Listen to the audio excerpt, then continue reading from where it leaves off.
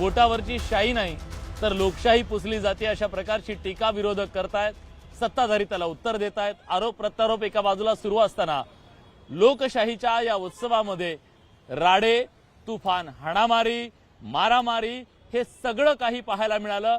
अटीतटीच्या लढतीमध्ये मतं मिळवताना मतदानाच्या दिवशी हे सगळे राडे सुरू होते। काय घडलं दिवसभर तेही जाणून घेऊया।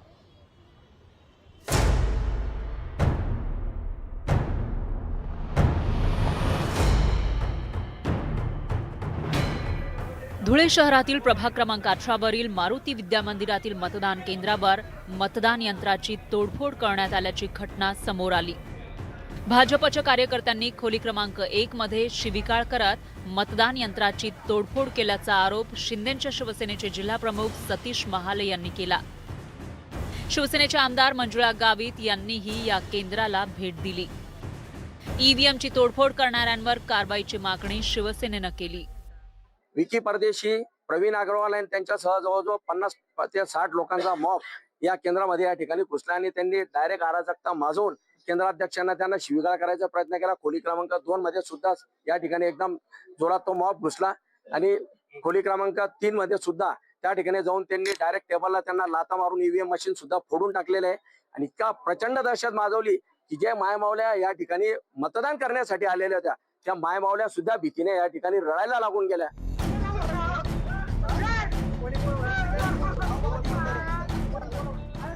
जळगावात बोगस मतदार असल्याच्या आरोपावरून एका व्यक्तीला मारहाण करण्यात आली।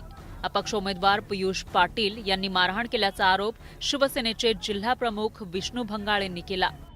दरम्यान पोलिसांनी घटनास्थळी धाव घेतली आणि गर्दी पांगवण्याचा प्रयत्न केला।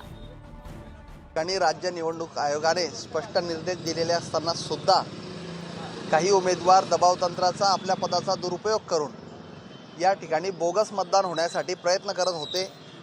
यामध्ये आम्ही जवळपास 40 ते 45 जणांना या ठिकाणी मतदान करण्यापासून संबंधित अधिकाऱ्यांनी पुरावे दाखवू न शकल्याने रोखलेलं आहे। जळगाव शहरातील प्रभाग क्रमांक 5 मध्ये अपक्ष उमेदवाराकडून मारहाण झाल्याचा आरोप शिंदेच्या शिवसेनेच्या कार्यकर्त्यांनी केला। या मारहाणीत शिंदेच्या शिवसेनेचे कार्यकर्ते वसंत सोनवणे जखमी झाले। जिल्हा शासकीय रुग्णालयात त्यांच्यावर उपचार सुरू आहेत। पुण्यात प्रभाग 41 मध्ये बोगस मतदार आणल्याचा आरोप शिवसेनेचे शहर प्रमुख नाना भानगिरे यांनी केला। बीडमधून पुण्यात मतदानासाठी बोगस मतदार आणल्याचा त्यांचा आरोप आहे। पुण्यातील महादेववाडी परिसरात ही घटना समोर आली।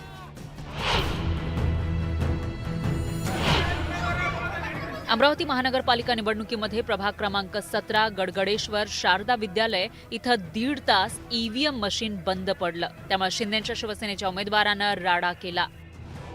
ईव्हीएम मशीन बंद पडल्याबरोबर ती तात्काळ का बदलली नाही असा प्रश्न करत मतदान केंद्रामध्ये शिरून उमेदवारानं राडा केला।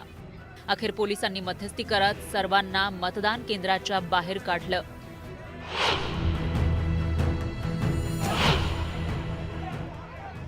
मीरा भाईंदरमध्ये पैसे वाटपाच्या आरोपावरून पुन्हा एकदा भाजप आणि शिवसेना समोरासमोर आल्या।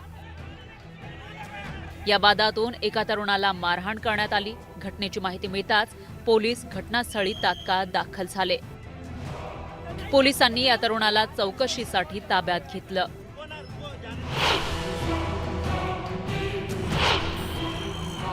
चंद्रपूर महानगरपालिका निवडणूक मतदानादरम्यान शिवसेना आणि भाजपमधून बंडखोरी करत अपक्ष उमेदवार असलेले समर्थक आमने-सामने आले होते। दोन्ही बाजूंनी एकमेकांवर आरोप केले गेले। पोलिसांनी सौम्य लाठीमार करत परिस्थितीवर नियंत्रण मिळवलं।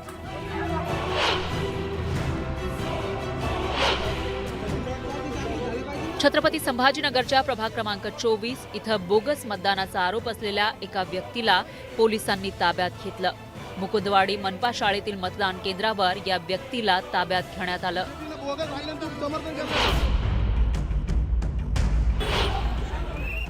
भांडूपच्या आदर्श नगर परिसरामध्ये शिंदेची सेना आणि शिवसेना उद्धव बाळासाहेब ठाकरे पक्षाचे कार्यकर्ते आमने-सामने आले होते। दोन्ही बाजूंकडून थोड्या प्रमाणात शाब्दिक बाचाबाची झाली।